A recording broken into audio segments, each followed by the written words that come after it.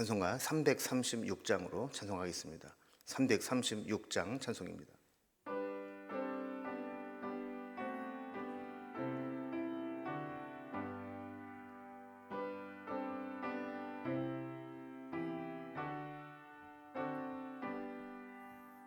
환난과 핍박 중에도 성도는 신앙 지켰네.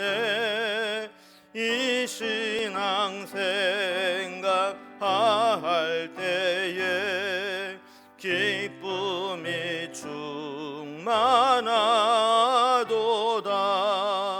성도의 신앙 따라서 죽도록 충성하겠네. 옥중에 매인 성도나 양심은 자유 얻었네. 우리도 고난 받으면 죽어도 영광 되도다.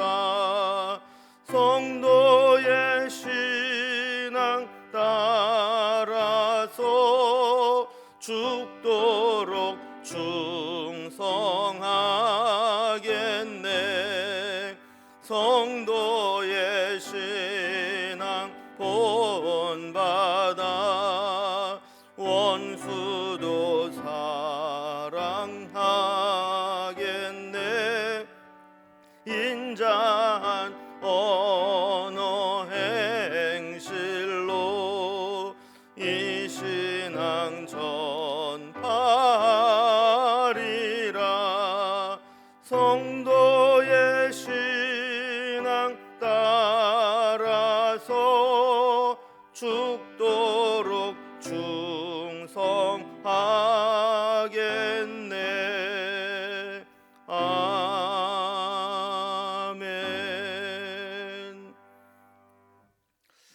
나는 하나님 말씀은 구약성경 욥기 16장 1절에서 17절까지 말씀입니다.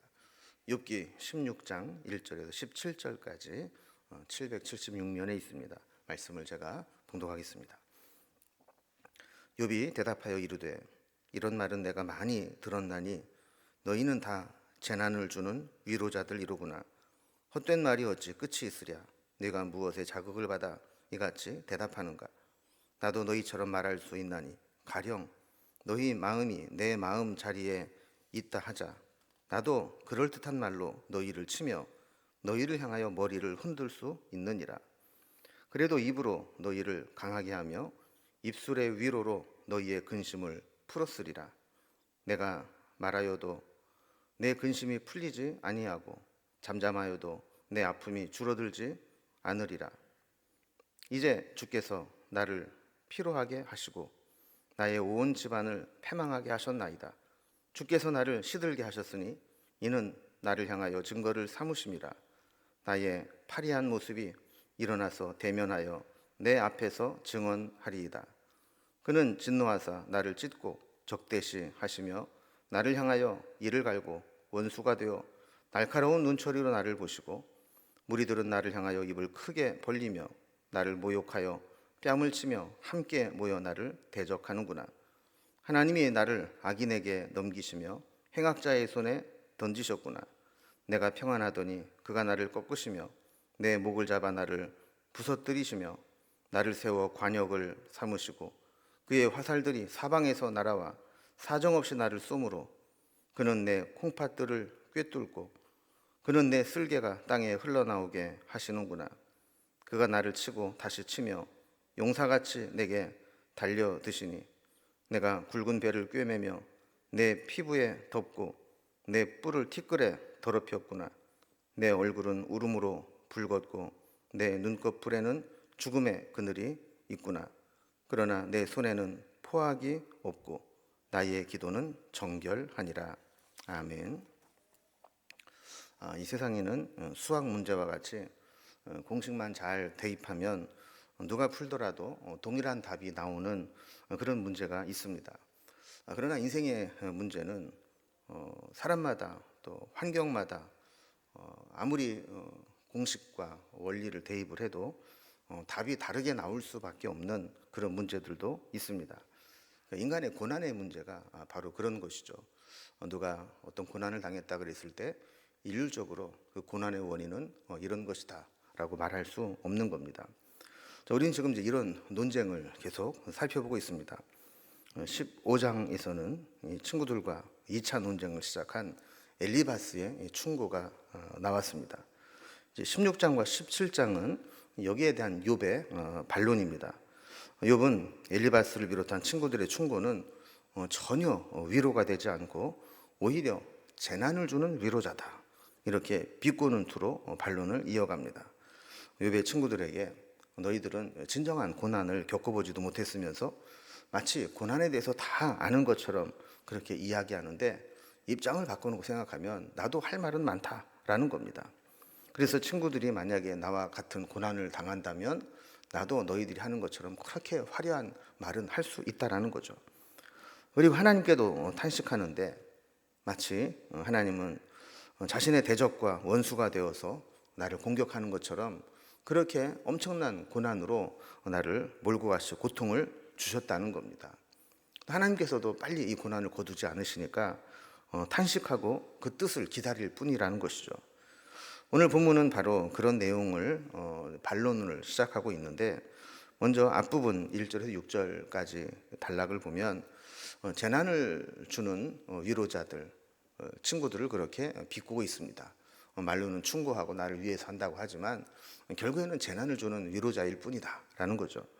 뒷부분에는 사람에게 그런 고난을 당하는 것도 괴로운데 하나님이 주시는 이 고통을 살펴보면 마치 원수에게 대하는 것처럼 그렇게 고통을 주시는 것 같다라는 마음으로 탄식하게 되는 거죠. 이렇게 사람과 하나님 앞에 탄식하는 모습을 오늘 살펴봅니다. 첫 번째 단락입니다. 재난을 주는 위로자라고 친구들을 비꼬고 있는 욥인데요.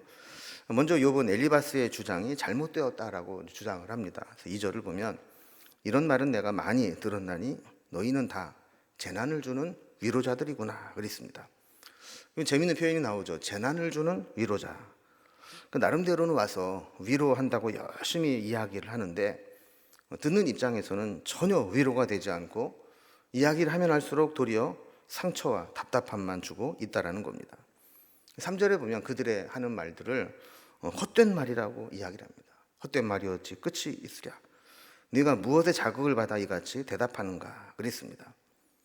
그러니까 다른 사람의 고난에 위로하거나 잘못을 훈계하려는 자는 인내심과 중용을 지키면서 상대방의 입장을 고려하면서 신중하게 해야 되는데 욥의 친구들이 하는 말을 들어보면 무엇인가 자극을 받고 충동을 받아서 조급하게 눈에 보이는 대로 감정에 이끌리는 대로 막 이야기하는 것처럼 그렇게 나를 죄인으로 몰고 가고 있다는 거예요.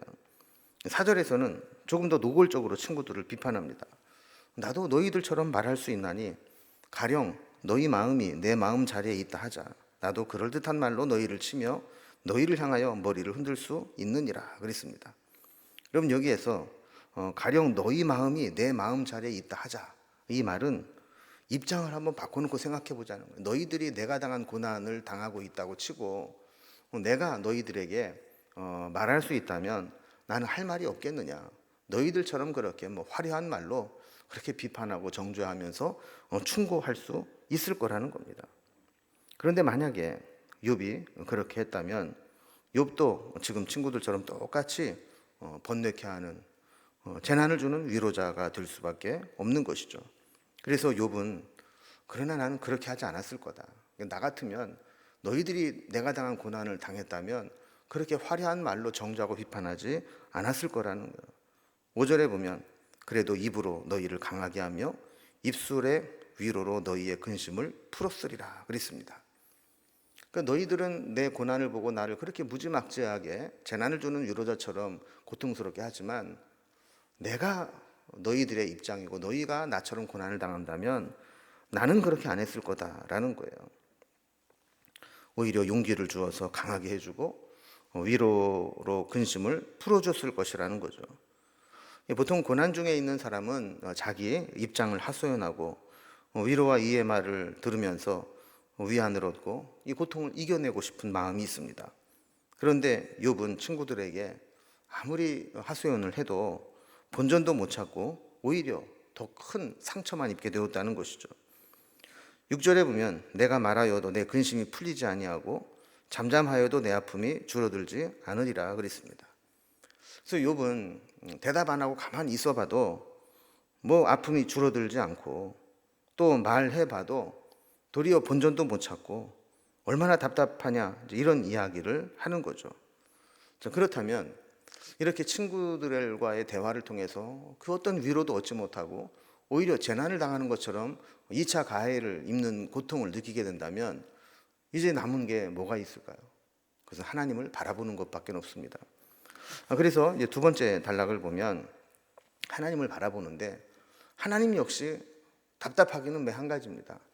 좀 자신에게 이 고통을 주시는 하나님의 모습을 보면 마치 원수가 원수를 갚기 위해서 나에게 고통을 주는 것과 같다라는 겁니다.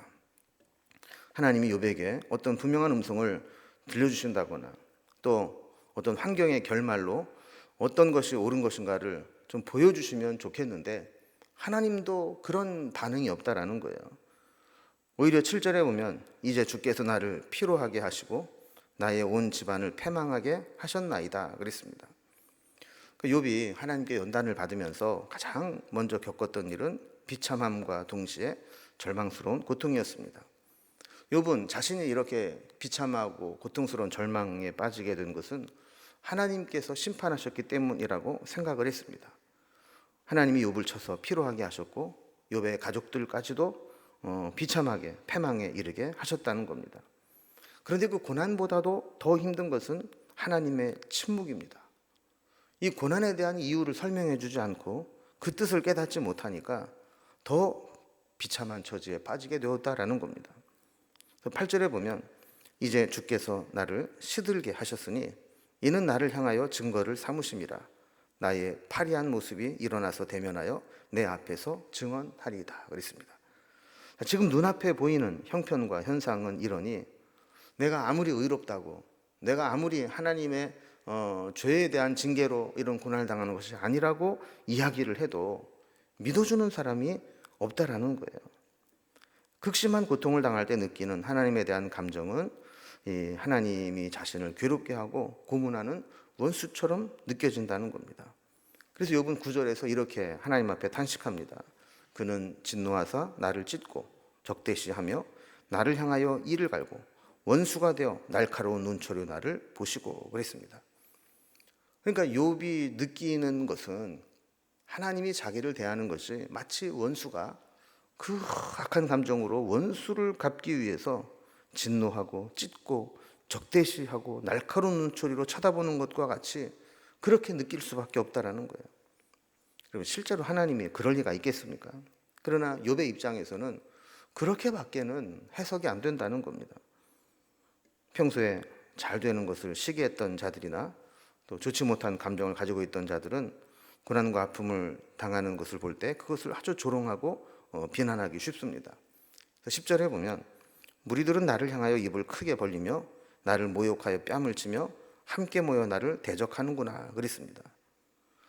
자기에게 신세를 져야 하고 도움을 받아야 될 처지에 있을 때에는 와서 뭐 온갖 아부와 좋은 소리를 다 내려놓던 자들이 욥이 고난을 당하고 고통 가운데 있고 아무런 도움을 줄 수 없는 처지가 되니까 도리어 막 조롱하고 모욕과 대적하는 자까지 생기게 되었다는 거예요. 그래서 11절에 보면 하나님이 자신을 악인에게 넘기셨고 행악자의 손에 던지신 것 같다라고 이야기를 합니다.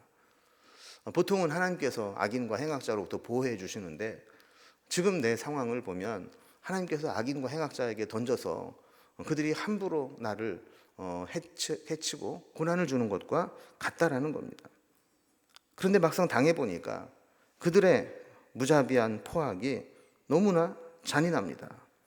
12절과 13절을 보면 내가 평안하더니 그가 나를 꺾으시며 내 목을 잡아 나를 부서뜨리시며 나를 세워 관역으로 삼으시고 그 화살들이 사방에서 날아와 사정없이 나를 쏘므로 그는 내 콩팥들을 꿰뚫고 그는 내 쓸개가 땅에 흘러나오게 하시는구나 그랬습니다. 하나님은 욥의 평안을 그냥 두고 보시는 것이 아니라 행악자처럼 포악하게 그 평안을 빼앗아 가신다는 것 같다라는 겁니다. 그래서 14절에서는 전쟁에서 대적자들을 끊임없이 끝까지 죽이는 용사가 나를 쳐서 무너뜨리는 것과 같다라고 이야기를 하죠. 그가 나를 치고 다시 치며 용사같이 내게 달려드시나니 그랬습니다. 민간인이 나에게 해코지를 해도 참 고통스러운데 훈련받은 용사가 아주 계속해서 계획적으로 반복해서 공격해 온다면 살아남을 자가 어디 있겠습니까? 이렇게 자신에게 고통을 주신 결과 욥의 지금 자신의 모습을 이렇게 이야기하는 거죠.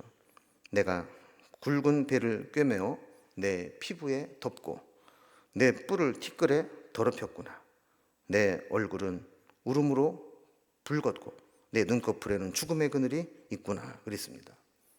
그러니까 지금 자기의 모습을 보니까 피부는 굵은 배를 덮어 꿰매어 놓은 것 같이 거칠고 너덜너덜해져 버렸고, 뿔은 존귀와 영광의 상징인데 땅에 처박혀서 얼굴을 들 수가 없을 정도입니다. 욥은 남자였지만 이 고통과 고난의 문제로 얼마나 울었는지 얼굴이 뻘겋게 상기될 정도였습니다. 그리고 눈꺼풀에는 극심한 다크서클이 내려온 것처럼 그렇게 죽음의 그늘이 머물러 있을 정도입니다. 욥은 자신에게 이런 고통을 허용하시고 침묵하시는 하나님께 자신의 입장을 한마디로 변론합니다. 17절에서 이렇게 이야기하죠. 그러나 내 손에는 포악이 없고 나의 기도는 정결하니라 그랬습니다. 하나님이 자신의 무죄함과 억울함을 기억하시고 풀어주시기를 원하는 거죠.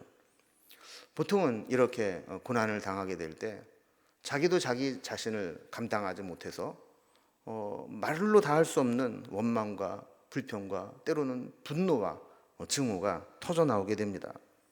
그러나 욥은 그런 상황 가운데서도 나의 기도는 정결하니라. 내 손에는 포악이 없고 나의 기도는 정결하니라. 끝까지 하나님을 붙잡고 믿음에서 어긋나지 않도록 하고 있다라는 겁니다. 그럼 여기서 나의 기도는 정결하니라라는 것이 참 우리에게 큰 도전을 주게 됩니다.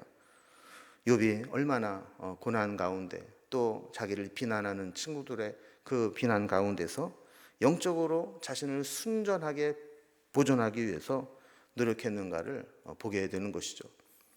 우리도 그런 일을 당하지 말아야 되겠지만 때로는 사람들에게도 배신을 당하고 상처를 입을 때가 있고 하나님께도 그 고난의 의미를 깨닫지 못해서 비참한 시간들을 보낼 때가 있습니다. 그때 욥의 마지막 기도를 생각해 보십시다. 내 손에는 포악이 없고 나의 기도는 정결하니라. 이렇게 끝까지 고난 가운데서도 낙심하지 않고 범죄하지 않고 기도로 순전하게 하나님께 나아가는 그런 욥의 모습을 본받을 수 있기를 주님의 이름으로 기원합니다. 기도하겠습니다. 하나님 아버지, 욥은 거듭된 친구들과의 충고와 논쟁을 통해서 이렇게 고통스러움을 느낄 때가 있습니다. 하나님도 침묵하셔서 내가 당하는 고난을 이해하지 못할 때도 있습니다. 그러나 욥은 마지막에 하나님을 바라보면서 탄식하긴 했지만 그럼에도 불구하고 내 손에는 포악이 없고 나의 기도는 정결하니라 라고 고백하며 하나님께서 베풀어 주신 그 은혜를 믿음으로 붙잡기를 원했던 것을 보게 됩니다. 우리도 내가 힘들다고 해서 내가 고통스럽다고 해서 그것이 나의 범죄함을 정당화시켜주는 것이 아님을 깨닫고 어떤 상황에서든지 끝까지 기도로 정결하게 내 신앙을 지켜낼 수 있도록 인도해 주시옵소서. 오늘도 힘겨운 세상살이를 할 때 내내 하나님 도우심의 손길로 우리를 붙들어 주시옵소서. 예수님의 이름으로 기도드리옵나이다. 아멘. 각자의 기도 제목들로 자유롭게 기도하시겠습니다.